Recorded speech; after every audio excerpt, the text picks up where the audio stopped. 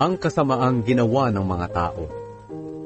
Nakakaawa kayong mga nagpaparami ng mga bahay at nagpapalawak ng inyong mga lupain hanggang sa wala ng lugar ang iba, at kayo na lang ang nakatira sa lupain ito.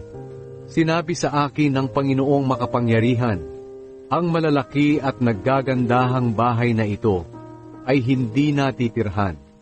Ang 2 ektaryang ubasan ay aani lang ng 6 na galong katas ng ubas, at ang 10 takal na binhi ay aani lang ng 1 takal.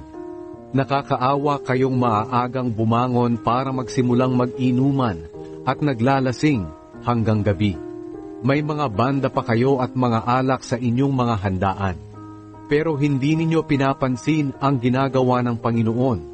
Kaya kayong mga mamamayan ko ay bibihagin dahil hindi nyo nauunawaan ang mga ginagawa